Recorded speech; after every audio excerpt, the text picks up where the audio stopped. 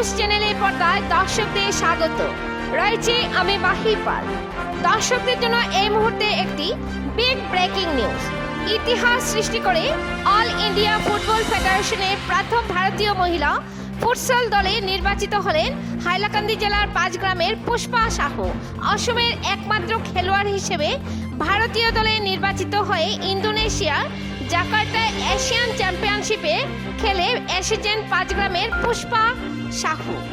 এই খবর পেয়ে পাঁচগ্রাম সন্তোষনগর কলোনির ভারতীয় জনতা ক্লাবের সকল সদস্যগণ মিলে আজ বিকাল 3 ঘটিকার সময় পুষ্পা সাহুর নিজ বাসভবনে এসে পুষ্পাকে উত্তরীয় গামছা দিয়ে ও একটি সম্মানপত্র দিয়ে সম্মান জানালেন ক্লাবের সকল সদস্যগণ।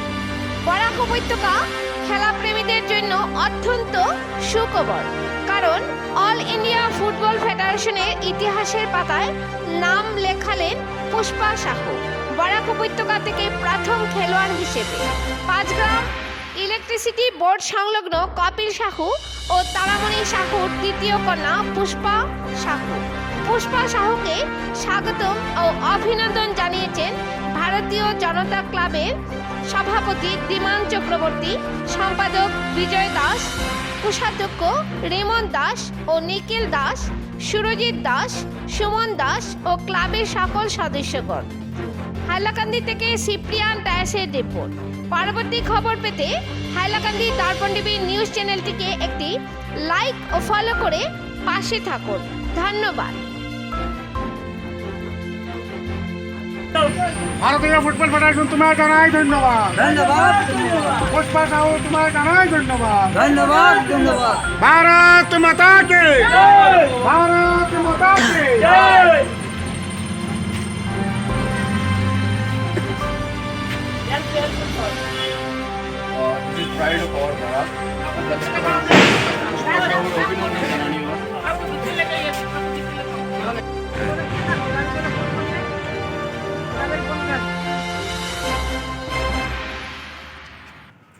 भारत माता की জয়।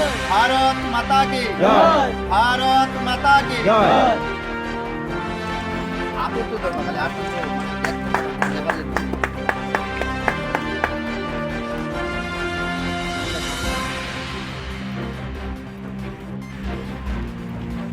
আপনার ক্লাবের নাম, আপনি কোন ক্লাব তো সম্বর্ধনা দিয়েছেন?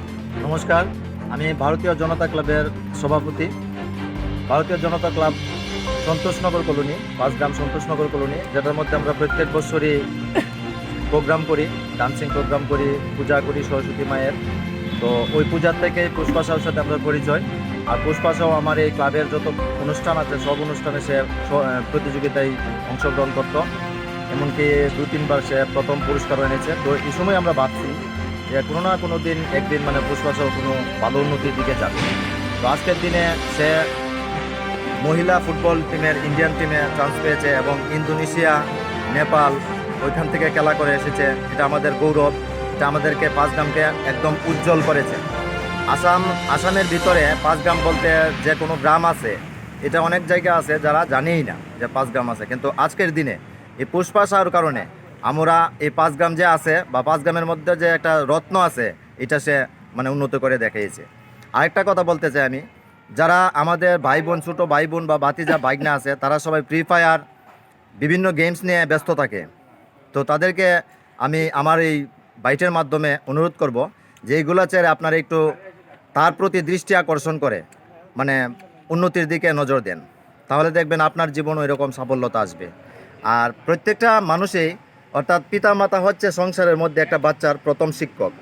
পুষ্পা সাহুর বাবা কপিল সাহু এবং তারামণি সাহু তার মাতা, তাদের সুন্দর গাইডলাইনের কারণে এবং তাদের প্রতিশ্রুতির কারণে আজকে পুষ্পা সাহু এরকম হয়েছে। তো আমি তাদের ফ্যামিলির, তার বাবা মাকে আমি প্রথমেই নমস্কার এবং অভিনন্দন শুভেচ্ছা জানাই।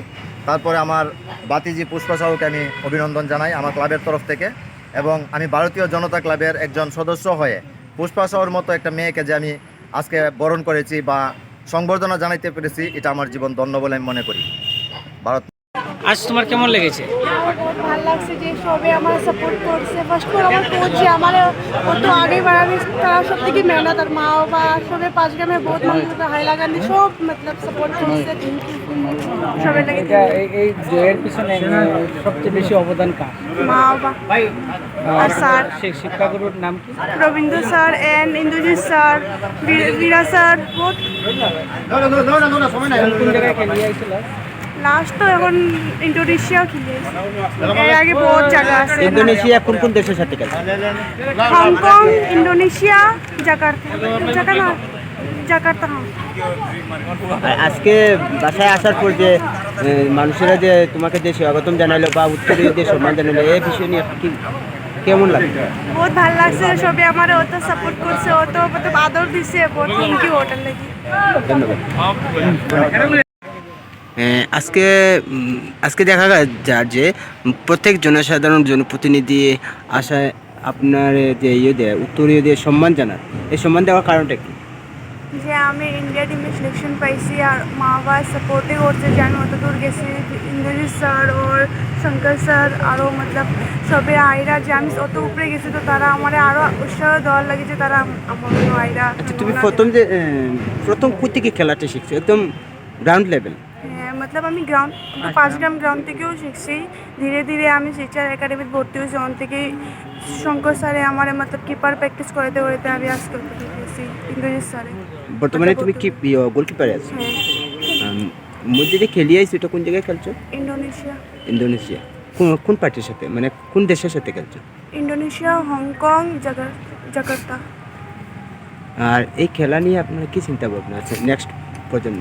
নেক্সট হইলো তারা এমনও আমার আগে কোনো কিছু হয় তো আমার ডাকবো আর আমি মতলব প্র্যাকটিস চালু রাখতাম। Thank you.